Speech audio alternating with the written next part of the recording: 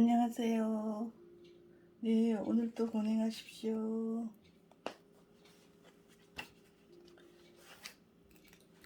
네, 동동바다 시푸드입니다. 부동산 책 읽기. 네, 오늘도 시작하겠습니다.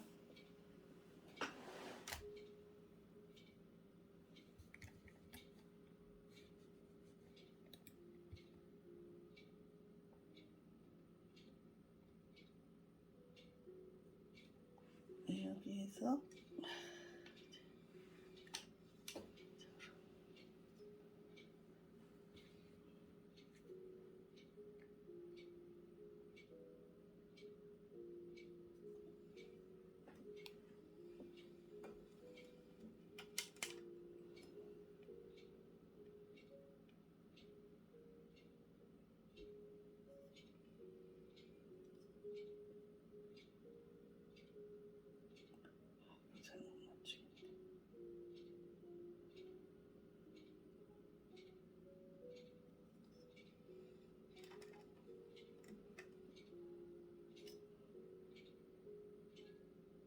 화면을 다 보는 게 좋은데.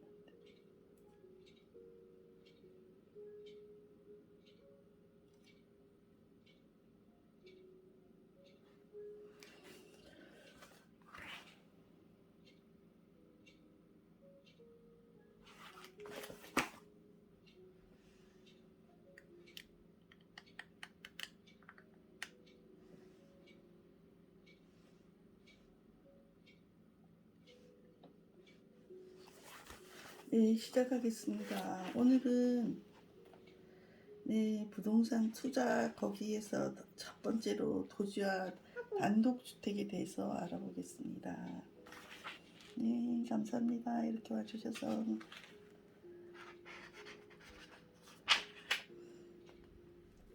네, 토지 투자의 장점. 경제적인 이득은 기본 가격이 낮은 나대지가 상업지구나 공원을 포함하는 지역으로 변경되어서 가치가 최대한 상승한 것이다. 토지 투자를 위한 상황이 유의할 때 투자자가 투자를 위한 시간과 능력을 가지고 있다면 위험 부담은 거의 없다. 토지 투자의 핵심은 지역사회의 성장 패턴을 적절하게 평가하고 향후 개발을 위한 정사진을 확보하는 것입니다. 네, 이거 한번 정리된 부분부터 한번 보겠습니다. 네, 토지 개발의 방법. 개발 신탁 방식이 있고, 토지를 부동산 신탁회사에 맡기고 신탁회사가 개발 사업을 수행해 수익을 토지 소유자에게 교부하는 방식입니다. 이런 게 있고요.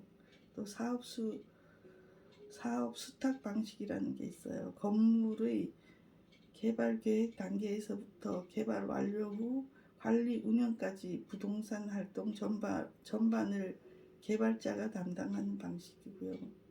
그리고 건설협력금 차입 방식. 개발 사업자가 토지를 담보로 건축비를 융자 받거나 기타 방법으로 건축비를 충당하여 건물을 완공한 후 임대하여 이익을 배분하는 방식이 있습니다. 네, 그리고 신차지 방식이라는 게 있는데요. 개발 사업자가 임대료를 지불하지 않고 토지 임차인 자격으로 토지 위에 건물을 건축하여 분양하거나 임대하여 수익을 배분하는 방식입니다. 등가 교환 방식이라는 게 있는데요. 개발업자가 건축비를 부담하여 건물을 건축한 후 완성된 건물의 일부분을 토지 소유자 외에 개발자가 토지 가격과 건축비의 비율에 기초하여 나누는 공동사업입니다. 네, 그리고 토지 개발 절차에는요, 어떤 게 있냐면 아이디어를 내는 단계가 있고 계비적 타당성 분석 단계가 있어요. 그리고 부지를 모색하고 확보하는 단계가 있고 타당성 분석 단계가 있습니다. 네, 금융 단계도 있고 그 위에는 건설 단계, 마지막이 마케팅 단계라고 이렇게 하는 부분이 있는데요. 그러면 한번 세세히 보겠습니다.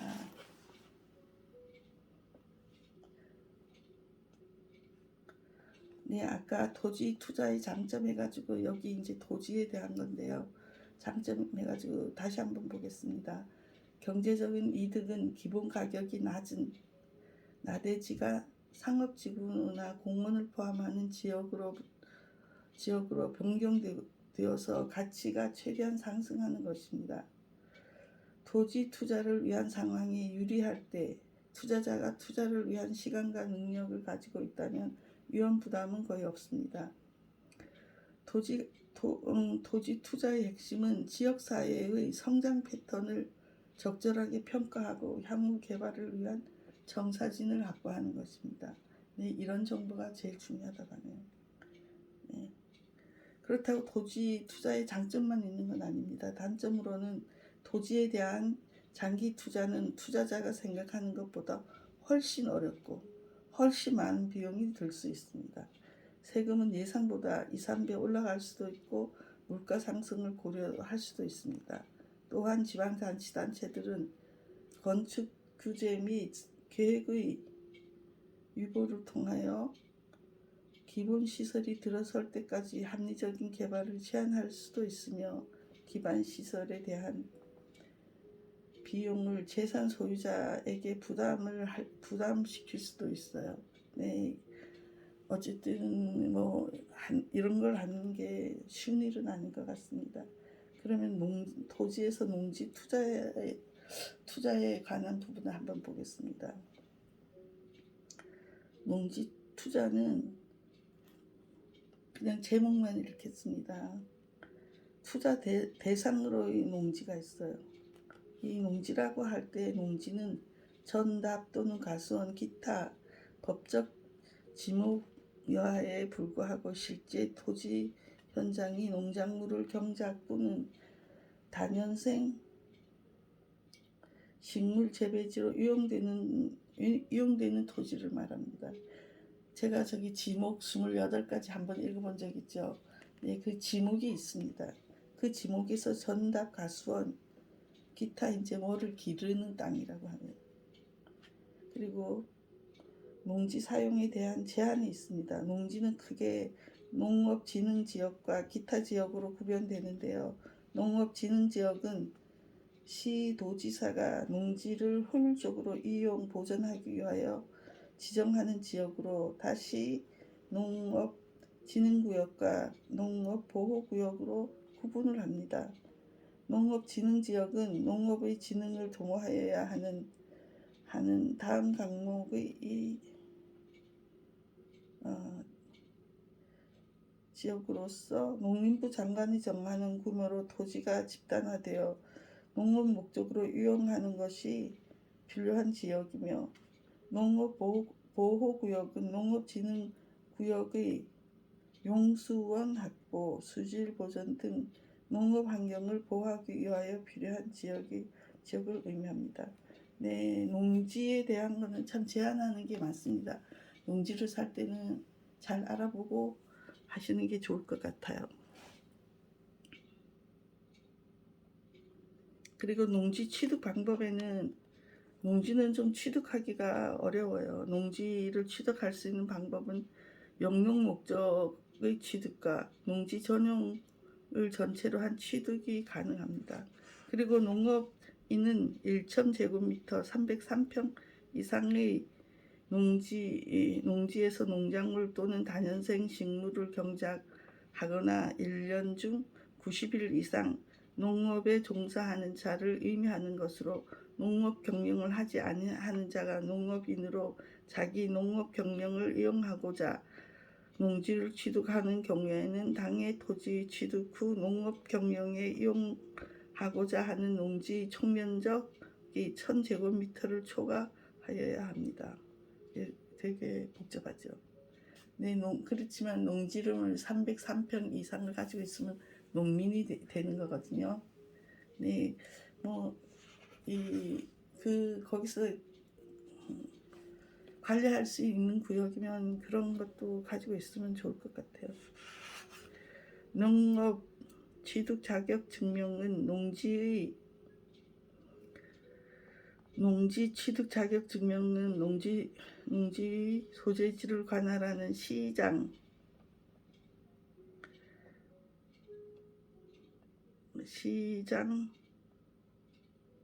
지역인 경우에 이건 되게 좀 그렇네. 시장, 구청장,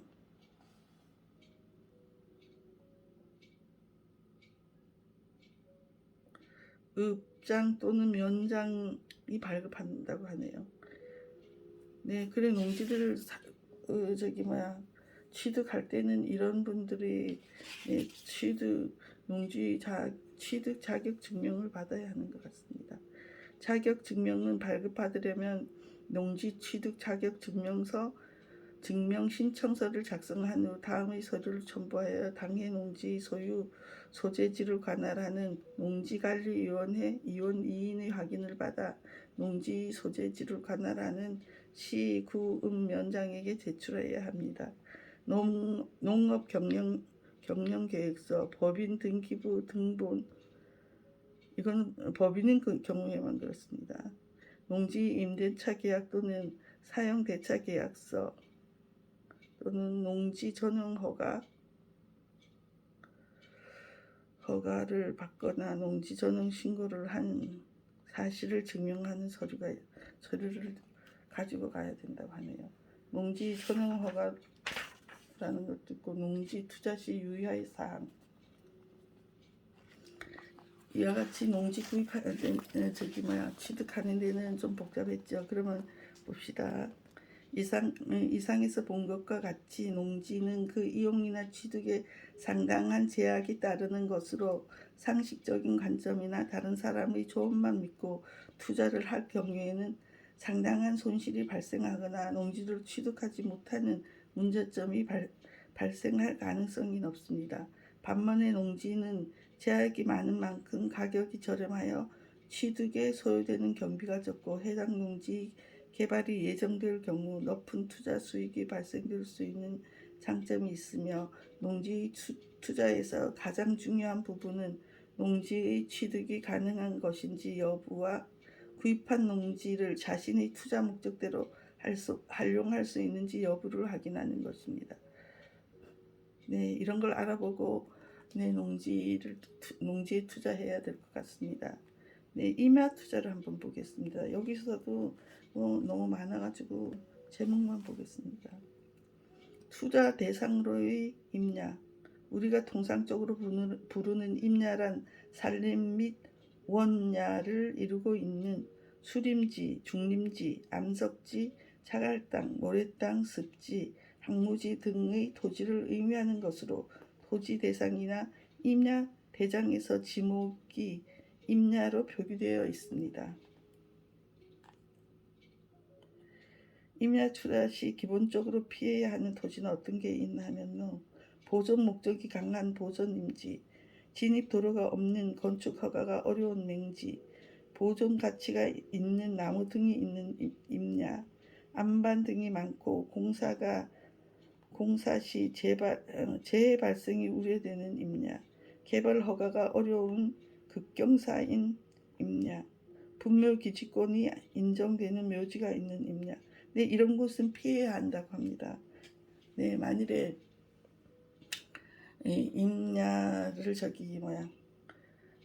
임야는 토지에 대해서 보다는 가격이 저렴하니까 그걸 한다면은 이런 부분을 피해 가지고 투자를 하시는 게 좋을 것 같습니다.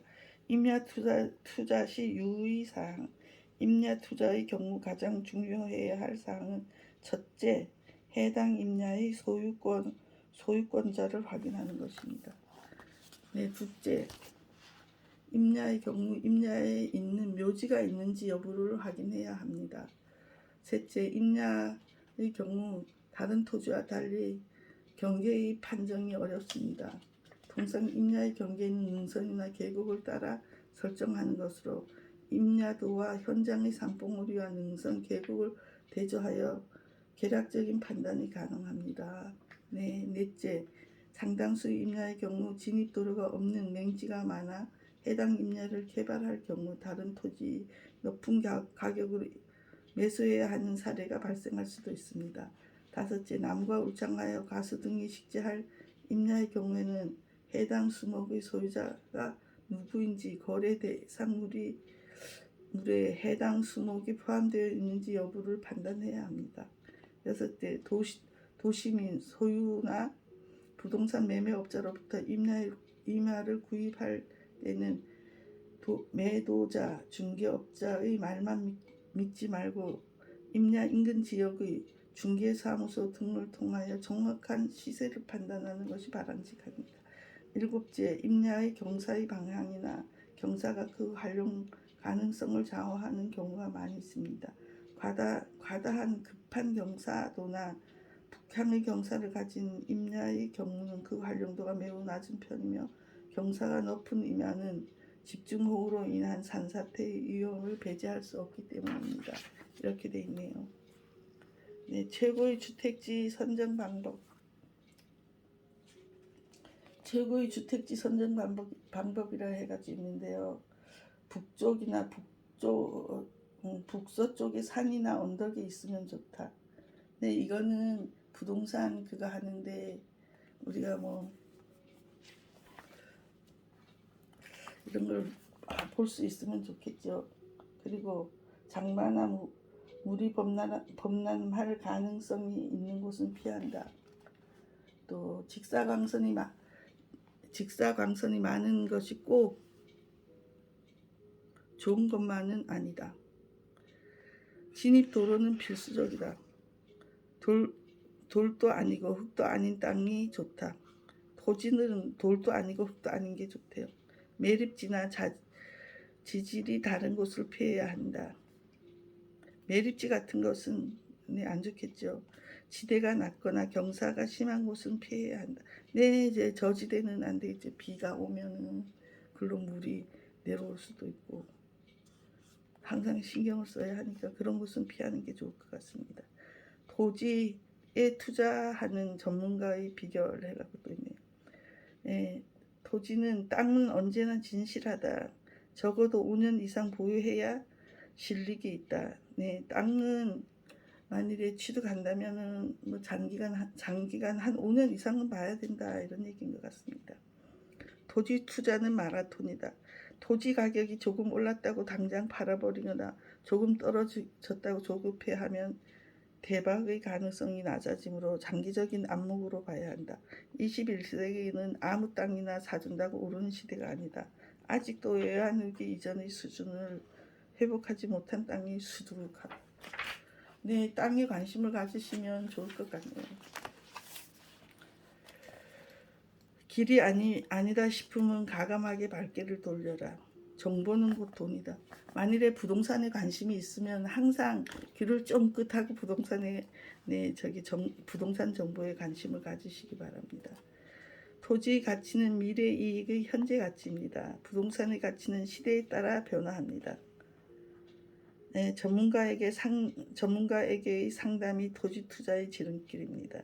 네, 이 토지 주변의 전문가나 컨설턴트 또는 재테크에 뛰어난 사람이 돈을 불려온다는 말이 있습니다. 부동산 투자로 성공한 사람들은 가까이 해라 뭐 이런 말도 있고요. 카페 모임 같은 건전한 투자 모임 한두 개 이상씩 가지고 있으면 이 정보를 모으는데 효과가 많은 도움을 받을 수 있는 것 같습니다. 소나무를 크리스마스 트리로 만들어 가치를 상승시켜라 이런 말도 있어요. 이건 무슨 얘기나 하면 진입로가 이제 가능한 맹지를 사서 집을 짓고 살면서 진입로에 나무도 심고 도랑을 정비하고 저지대의 땅은 건설회사에 버릴 데가 없어 고심하는 흙을 유치하여 공짜로 지면 돋을 수 있다 이런 말입니다. 만일에 뭐 어떻게 해가지고 좀 이런 낮은 땅을 샀다 이러면은 그냥 가지고 뭐 하다가 혹시 주변에서 땅을 이제 뭐 산을 뭐 어떻게 해갖고 흙이 나오거나 무슨 건설하는데 흙이 나오면 그 흙으로 그 낮은 걸 갖다가 거기에다 부어가지고 땅을 넓힐 수 있다 이런 얘기인 것 같아요. 땅의 부합물을 잘 파악하면 적절히 활용할 수 있다. 땅을 이끌림이 중요하다.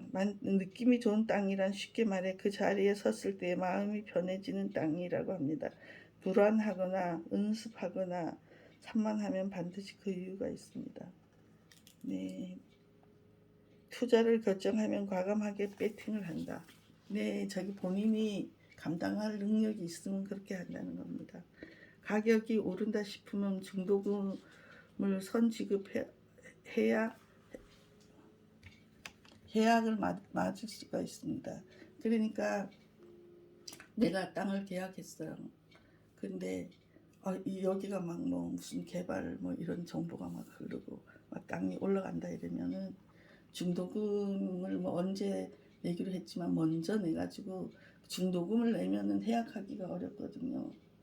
그러니까 중도금을 중도금을 이제 선지급해가지고 해약을 막는다는 얘기입니다.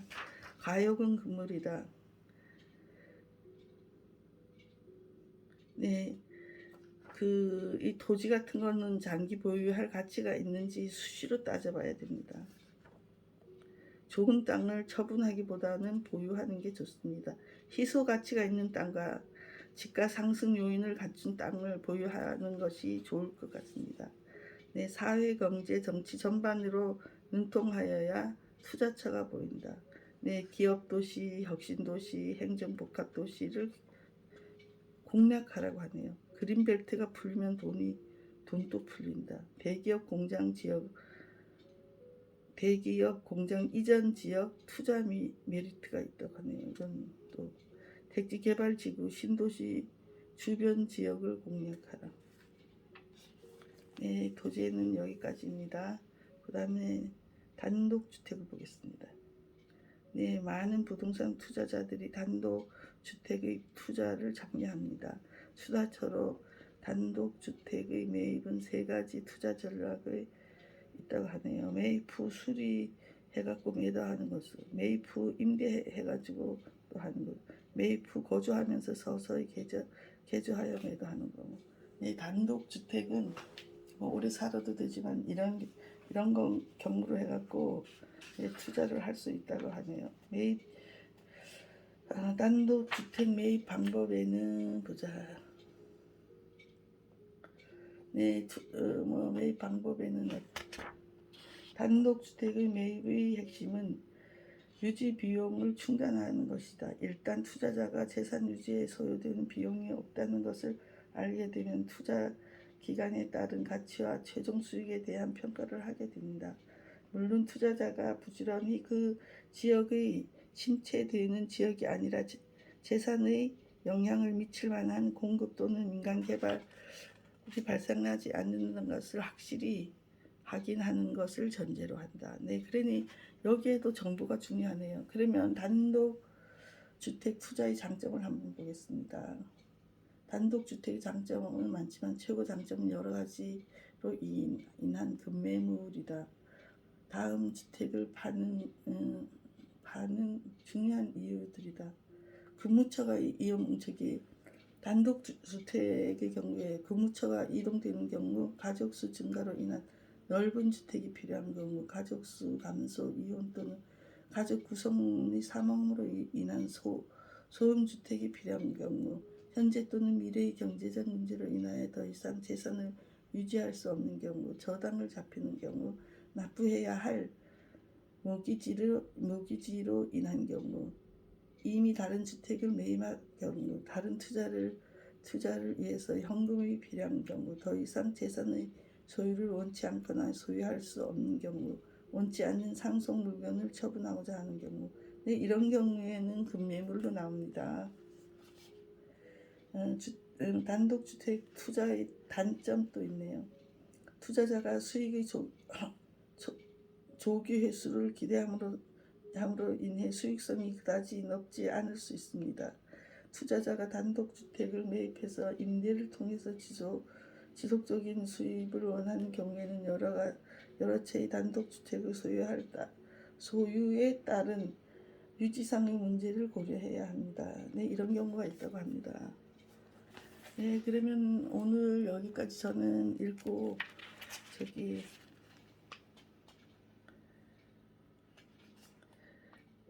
여기 이런 것도 있네요. 토지 개발 방법에는 개발 신탁을 할 수도 있고 사업 수탁 방식도 있고 건설 협력금 차입 방식 또 신차지 방식 등기 교환 방식 개발 사업 네, 이런 게 있습니다.